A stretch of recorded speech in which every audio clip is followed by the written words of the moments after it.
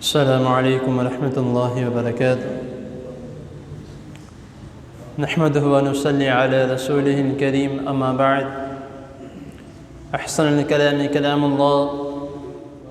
واحسن الهدي هدي محمد صلی اللہ علیہ وسلم اعوذ باللہ السمیع العلیم من الشیطان الرجیم من همزه ونفسه ونفخه وَإِذَا مَرِضْتُ فَهُوَ يَشْفِينِ صدق اللہ العظیم۔ حضرات محترم، اللہ تعالیٰ کی توفیق سے بیماری کے احکام و مسائل اور بیماری میں کس طرح نماز پڑھی جائے اور بیماریوں سے، تکالیف سے، پریشانیوں سے بچنے کے لیے جو اللہ اور اس کے رسول صلی اللہ علیہ وسلم نے ہمیں دعائیں اور دم بتلائے ہیں، ان تمام چیزوں کے متعلق آپ کے سامنے اختصار کے ساتھ بیان کیا جا رہا ہے۔ جو ریگولر الحمدللہ میرے دروس سن رہے ہیں، جو میں اسباق آپ کے سامنے بیان کر رہا ہوں، ان کو یاد ہوگا کہ اس باب کا جو درس تھا اور جو پہلا سبق تھا وہ اسی آیت سے میں نے شروع کیا تھا، وَإِذَا مَرِضْتُ فَهُوَ يَشْفِينِ۔ اور اس کے بعد جتنے اس کے متعلق دعائیں تھیں، یکے بعد دیگرے، بڑی ہو چھوٹی ہو، وہ آپ کے سامنے میں ایک دن نہیں تو دو دن نہیں تو 3 دن کر کے آپ کے سامنے بیان کرتا رہا ہوں۔ اور اگر کوئی شخص بیمار ہو جائے، اس کو کس طرح نماز پڑھنی چاہیے، اس کے متعلق بھی پریکٹیکل کر کے آپ کو دکھایا گیا تھا کہ اگر کوئی شخص بیٹھ کے نماز پڑھتا ہے تو اس کو کیسے پڑھنی چاہیے، لیٹ کے نماز پڑھتا ہے۔ خیر لیٹ کے تو میں نے پریکٹیکل نہیں دکھایا تھا، لیکن میں نے اندازاً بتا دیا تھا کہ اس طرح سے نماز پڑھنی چاہیے۔ آج جو ہے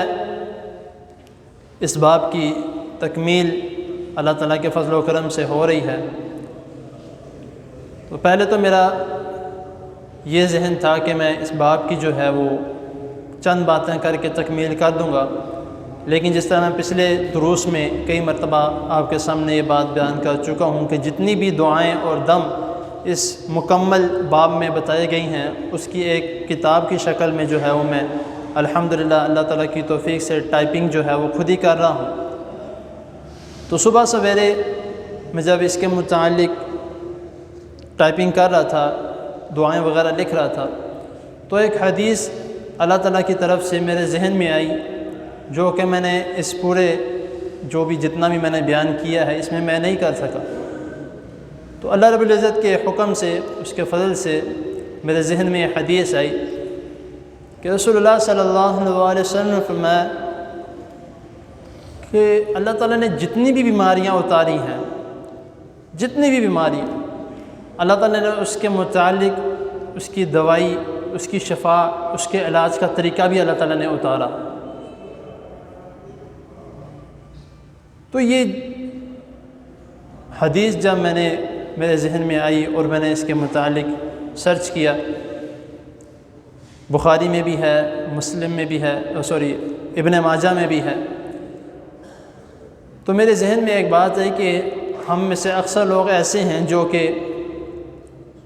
ایسے الفاظ استعمال کرتے ہیں کہ بھئی جو شفا اللہ تعالیٰ نے دینی ہے تو ہمیں علاج کروانے کی کیا ضرورت ہے۔ یہ بات کہنا درست نہیں ہے۔ جس طرح اکثر لوگ مذاق میں یا جان بوجھ کے بھی یہ کہتے ہیں کہ اللہ تعالیٰ بچانے والا ہے تو میں ٹرین کے سامنے جا کے کھڑا ہو جاؤں گا، اللہ تعالیٰ مجھے بچا لے گا۔ ایسا نہیں ہے، بے شک شفا دینے والے اللہ تعالیٰ ہیں، ہر بندے کو، ہر شخص کو بچانے والے اللہ تعالیٰ ہیں، لیکن اللہ تعالیٰ نے اس کے لیے کچھ اسباب پیدا کیے ہیں کہ ایسا عمل نہیں کرنا، ایسا عمل کرنا۔ تو جب ایک شخص گھر میں بیمار پڑا ہے، اس کو پتہ لگ رہا ہے کہ میں مزید بیمار ہوتا جا رہا ہوں، اس کو چاہیے وہ جا کے اپنا علاج کروائے۔ گھر میں بیٹھے رہنا کہ میں اپنے آپ پڑھا پڑھا ٹھیک ہو جاؤں گا، ایسا تو نہیں ہے۔ رسول اللہ صلی اللہ علیہ وسلم نے جب حکم دیا تو اس کا ہمیں خیال کرنا چاہیے، اس کی بھی فرما برداری کرنی چاہیے کہ جب رسول اللہ صلی اللہ علیہ وسلم نے فرمایا کہ جو بیماری اللہ تعالیٰ نے نازل کیا اس کا کوئی نہ کوئی توڑ، اس کا کوئی نہ کوئی شفا بھی، اس کی کوئی نہ کوئی دوائی بھی اللہ تعالیٰ نے نازل کی ہے، تو جا کے اپنا علاج کروایا جائے۔ ہاں ایک شخص ایسا ہے اس کی ول پاور بہت زیادہ ہے، اللہ تعالیٰ کی طرف سے اس کی ول پاور بہت زیادہ ہے، اس کو کوئی بیماری لگتی ہے تو وہ خود بخود چند چیزیں کھانے کی وجہ سے ٹھیک ہو جاتی ہیں، وہ ٹھیک ہے، اس کا کوئی مسئلہ نہیں، اس کو جانے کی بھی ضرورت نہیں ہے۔ تو لیکن جس کی طبیعت یہ اجازت نہیں دیتی کہ وہ گھر بیٹھا رہے تو اس کو چاہیے کہ وہ جا کے اپنا علاج کروائے۔ اسی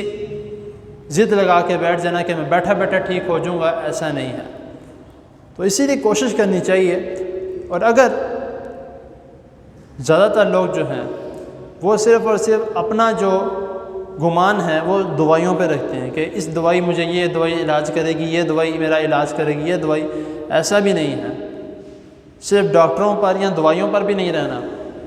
اللہ رب العزت نے رسول اللہ صلی اللہ علیہ وسلم کو دعائیں بھی بتائی ہیں، تو اسی لیے دوائی کے ساتھ دعائیں جو ہیں یہ بھی لازمی ہیں۔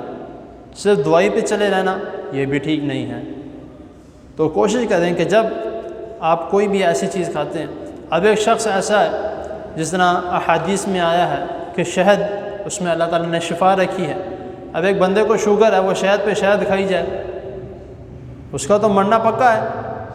کیونکہ ایک تو اس کو شوگر ہے اور دوسرا وہ شہد کھا رہا ہے، جب تک ڈاکٹر نے اس کو منع کیا۔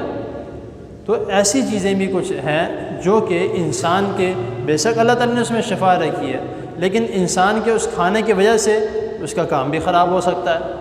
تو جو چیز جس چیز کے علاج کے لیے استعمال ہوتی ہے ہمیں چاہیے وہ کوشش کریں، مکمل ہی اسی کے مطابق چلنا، مکمل ہی ایسے کرنا۔ تو اسی لیے میانہ روی، جس طرح رسول اللہ صلی اللہ علیہ وسلم نے یہ فرمایا کہ میانہ روی اختیار کریں، نہ پورا اس پہ رہے نہ پورا اس پہ رہے، دونوں چیزوں کو ساتھ ساتھ لے کر چلے، اپنے اوپر دم بھی کرے، دوائیوں کے ساتھ بھی اپنا علاج کروائے۔ تو ان چیزوں کو ہمیں خاص طور پہ جو ہے وہ سارا کچھ ساتھ ساتھ رکھ کے چلنا پڑتا ہے۔ اور جو دعائیں اور جو چیزیں اور جو علاج بھی کئی میں نے اپنے تمام جتنے بھی دروس ہیں اس میں کئی چیزوں کے علاج بھی میں نے ساتھ ساتھ بتائے ہیں کہ اگر کوئی ایسی بیماری ہو تو اس کے لیے ایسا کر لیا جائے، ایسا ہو تو اس کے لیے ایسا کر لیا جائے، تو اس کا ہمیں خیال کرنا چاہیے۔ باقی اللہ تعالیٰ کی حضور دعا ہے اللہ تعالیٰ ہمیں ہر قسم کی بیماری سے بچا کے رکھیں، چھوٹی ہو یا بڑی ہو۔ میں نے کل بھی یہ بات کی تھی کہ چھوٹی بڑی سے یہ نہیں کہنا چاہیے کہ بڑی نہ لگے چھوٹی لگ جائے، ہر قسم کی بیماری سے اللہ تعالیٰ سے شفا مانگنی چاہیے۔ اور کل میں نے دعا بھی بتائی تھی، وہ بھی مکمل اسی طرح کی بات میں فٹ تھی۔ اللہ تعالیٰ کے حضور دعا ہے اللہ تعالیٰ ہمیں ہر قسم کی بیماریوں سے بچا کے رکھے۔ اور اس باب کے متعلق میں بتا رہا تھا کہ اس میں کافی زیادہ دعائیں جو ہیں وہ میں نے آپ کو سنائی بھی تھی، اور کوشش بھی میں نے کی تھی کہ میں آپ کو یاد بھی ساتھ ساتھ کرواؤں۔ کچھ دعائیں جو ہیں وہ بیچ میں یاد ہو گئیں کیونکہ وہ پہلے بھی یاد تھیں، اور کچھ ایسی ہیں جو کہ مکمل یاد نہیں ہو سکی۔ وہ انشاءاللہ تعالیٰ جس طرح میں پہلے بھی بتا چکا ہوں کہ میں اس کے متعلق ایک کتاب جو ہے وہ الحمدللہ لکھ رہا ہوں، اس میں جتنی بھی میں نے دعائیں اس مکمل باب میں نے بتائی ہیں وہ اس میں اللہ تعالیٰ کے فضل و کرم سے حوالے کے ساتھ اور مکمل ریفرنس کے ساتھ آیات میں ہیں، قرآن مجید میں ہیں یا احادیث میں ہیں، وہ ساری کی ساری انشاءاللہ تعالیٰ اس میں لکھ دوں گا۔ اور جب میں وہ مکمل کر لوں گا تو اللہ تعالیٰ کے فضل و کرم سے میں ادھر لا کے رکھ بھی دوں گا کہ وہ فی سبیل اللہ، اللہ تعالیٰ کے راستے میں صرف اور صرف ثواب کی نیت سے آپ سب کو دے بھی دوں گا کہ آپ خود بھی پڑھیں۔ اور اکثر میں یہ بات لازمی کہتا ہوں کہ دین کی بات جو ہے وہ صرف اپنے تک نہ رکھیں، آگے بھی لوگوں کو پہنچائیں، اور صرف جو دعائیں ہم سیکھتے ہیں وہ اپنے تک نہ رکھیں، اپنے بچوں کو بھی آگے سکھائیں تاکہ وہ بھی پڑھیں، آپ خود بھی پڑھیں۔ تو اس کے ساتھ کیا ہوگا، اس کا ثواب بھی آپ کو ملے گا، لیکن اس بچے کو جب تک وہ بڑا رہے گا اس کو عادت بن جائے گی ان دعاؤں کو پڑھنے کی۔ تو اس کا ہمیں خاص خیال رکھنا ہے۔ تو اللہ تعالیٰ کے حضور دعا ہے ہم نے جو بھی اس باب میں جتنی بھی دعائیں سیکھی ہیں، جو ہم نے پڑھا ہے، اللہ تعالیٰ ہم سب کو اس پر عمل کرنے کی توفیق عطا فرمائے۔ اور جتنے یہ دروس میں نے اس میں دیے ہیں سارے، وہ الحمدللہ جو چینل ہے میرا اس پہ بھی لگے ہوئے ہیں، اگر وہاں پہ بھی آپ دیکھ سکتے ہیں، وہاں پہ دیکھنا چاہتے ہیں، جو سننا چاہتے ہیں، یا آپ جو بھی وہاں پہ بھی الحمدللہ یہ مکمل جتنے بھی دروس ہیں، کچھ رہ گئے ہیں اپلوڈ کرنے والے، وہ بھی انشاءاللہ تعالیٰ لگ جائیں گے۔ اللہ تعالیٰ کی حضور دعا ہے اللہ تعالیٰ ہمیں جو سنا اس پر عمل کرنے کی توفیق عطا فرمائے۔ جزاکم اللہ۔